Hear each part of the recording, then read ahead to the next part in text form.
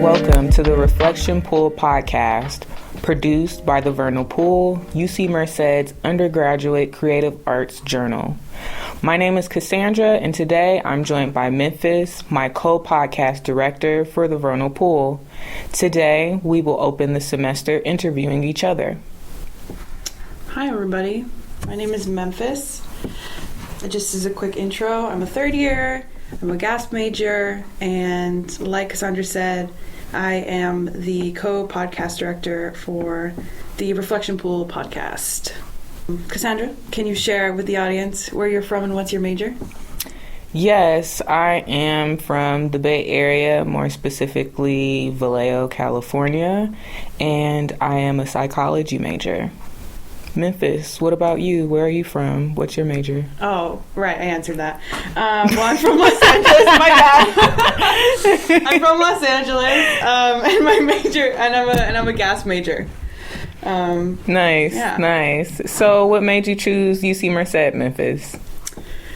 You know, I really like, it sounds odd, I like rural, farm areas. Mm-hmm. I always kind of have. I think it's a very, calm, cool pace. And it's, a nice, break from everything. It's also really green. And I like being able to see cows in the morning. And they're really good with financial aid. They are. Why did you choose UC Merced? That was actually one of the reasons why I came to UC Merced, because our financial aid rate is pretty high. Another top reason I chose UC Merced was because we have really small class sizes compared to other UCs, and I don't want to sit in an auditorium room with 1,000 people, like other places.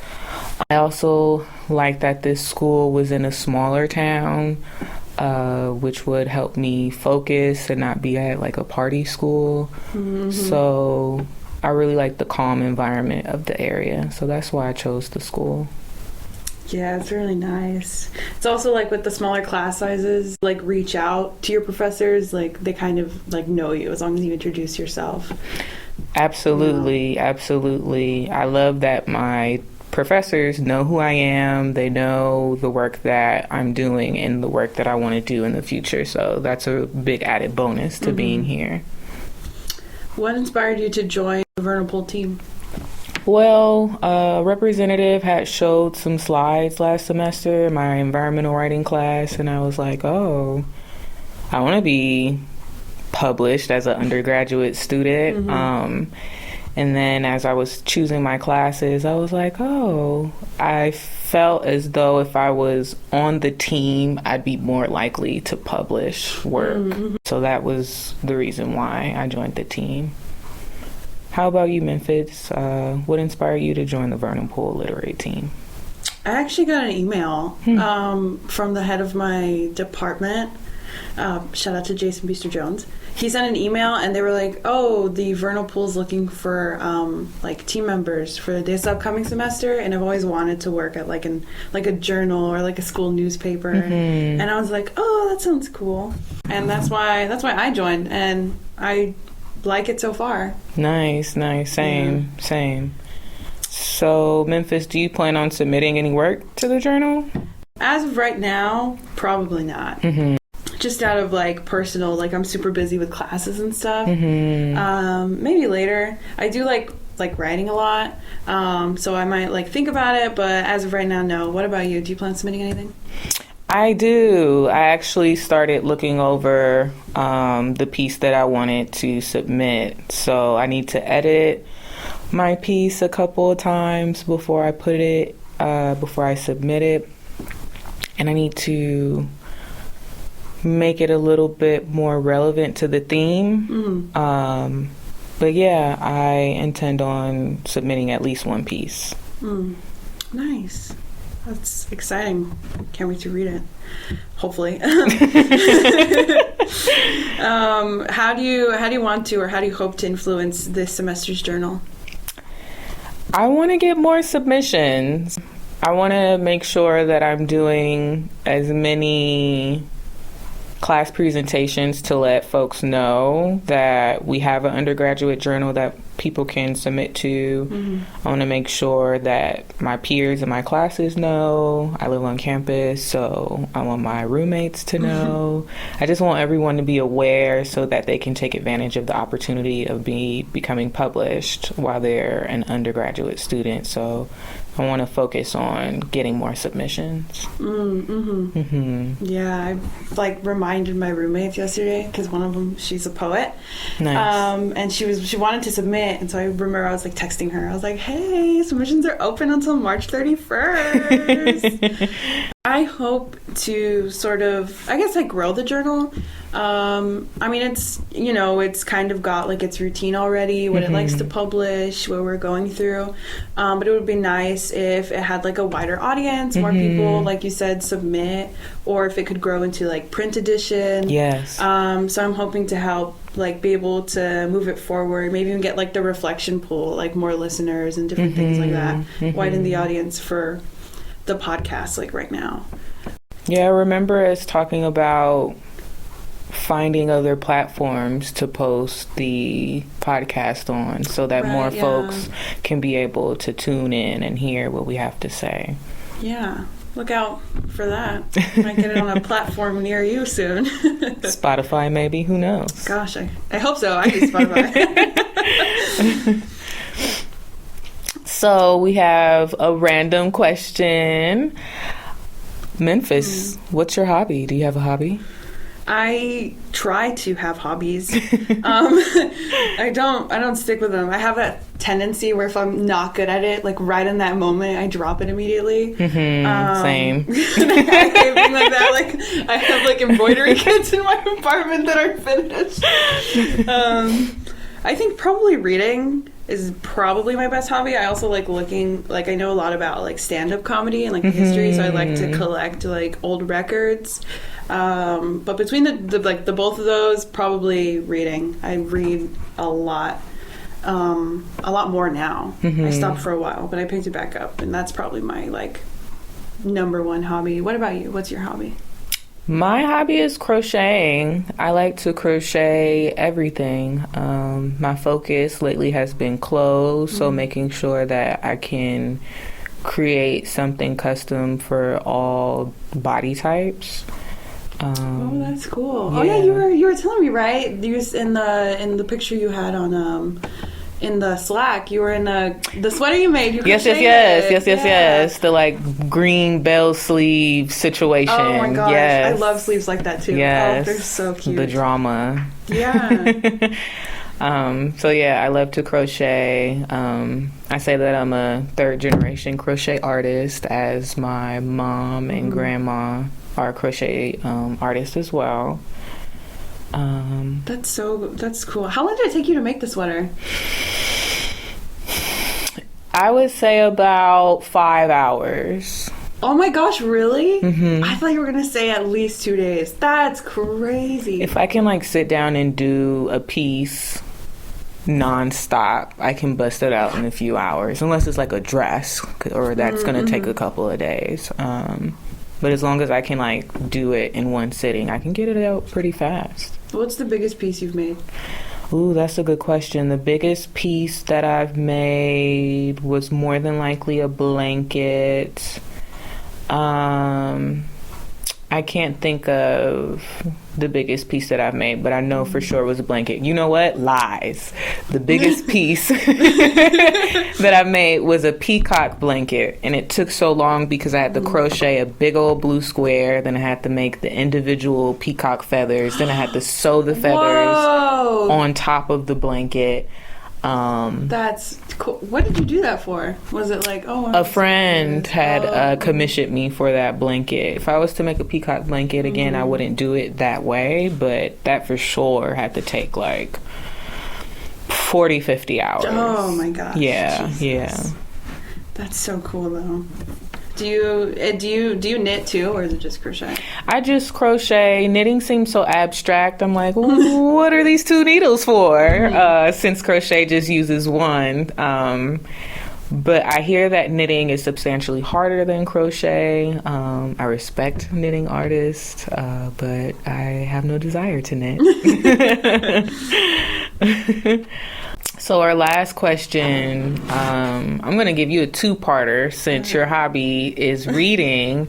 I want to know a book recommendation that you would give our audience, and I also want to know your favorite genre. Okay, I'll answer the second one first because that one's easier. My favorite genre is probably horror fiction. Nice. I read a lot of... My mom is like really into Stephen King, and so like by default, I'm into Stephen King.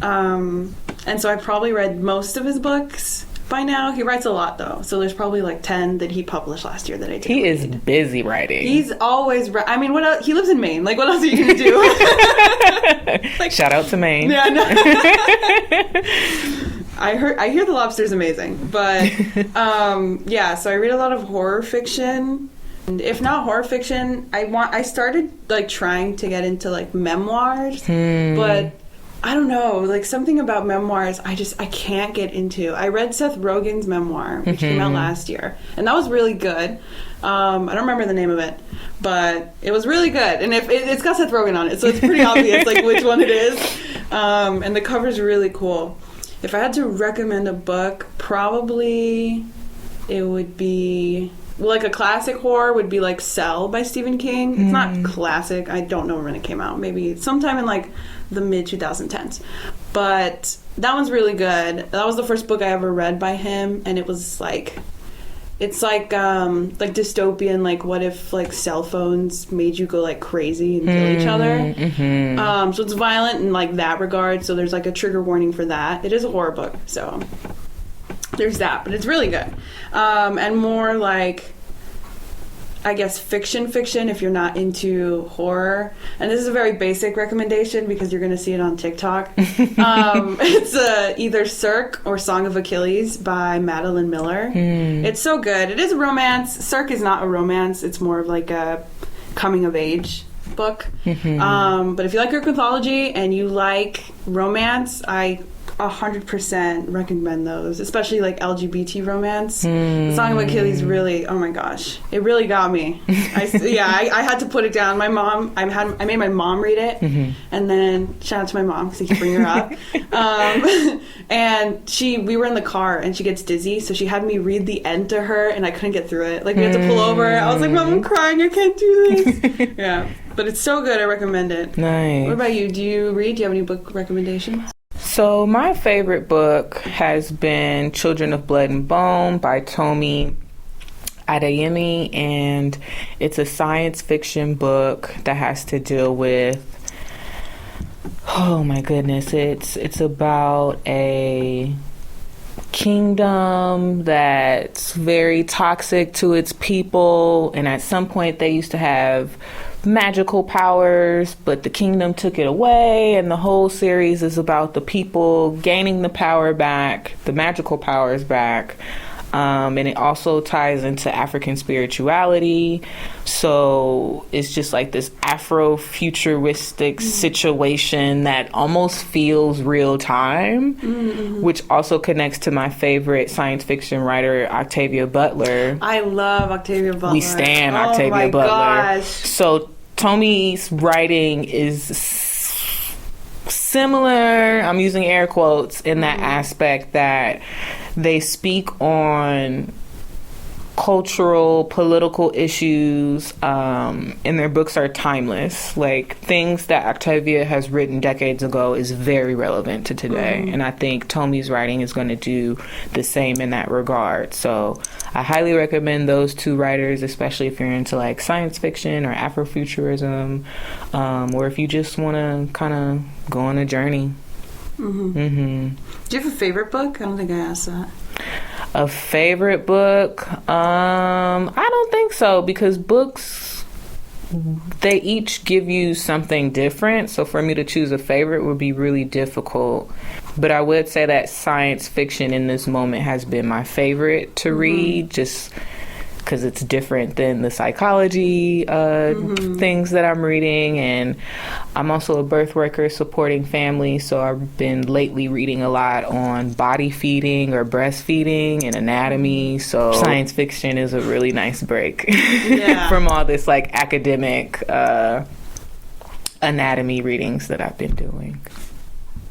Are there any genres of book that you just like, you can't read it? Like you've tried to get in, you can't get into it? Almost resonate with memoirs with you. Like I don't know. I'm not going to name names, but I read a memoir that a lot of people loved. And I was like, this is boring. But I'm not naming names. I'm not throwing myself under the bus. Okay, well, now I need to know. I'll have to tell you off. I'm not doing Women's History Month. I'm not doing that. No, okay. I'm not doing that. Okay. You won't have to tell me. You don't have to tell me while we're recording. But yeah, I don't know about memoirs. Maybe I just have to read a memoir by someone I really look up to or something. Well, it was really nice recording right now. I'm super excited for the rest of the semester, and I'm super excited to hear the next episodes coming up from Cassandra. From here on out, we're going to be recording separately. But otherwise, I'm excited to see how this semester is going to unfold. Cassandra, any closing remarks? I'm also excited to see the next interviews coming up. We'll be interviewing folks within the field, students that have submitted in the past, and we're going to have a roundtable discussion with the rest of the team. So look out for that. I'm excited. Thank you for, doing this episode with me. Yeah, no problem. Thank you all for listening. I hope you enjoyed that discussion as much as I did. If you're interested in seeing past editions of The Vernal Pool, check out our website, thevernalpool.ucmerced.edu, by clicking the link in the description. Past editions can also be found on our e-scholarship page, the link to which will also be in the description. UC Merced undergraduates who are interested in submitting their creative writing or visual art for publication can find detailed instructions on how to do so on our website. To make sure you catch future episodes of the Reflection Pool podcast, please consider subscribing to this channel. To connect further, please follow us on Instagram by clicking the link in the description or searching for @VernalPool_UCM on Instagram. Thanks again for listening. I look forward to seeing you all in the next episode. Bye.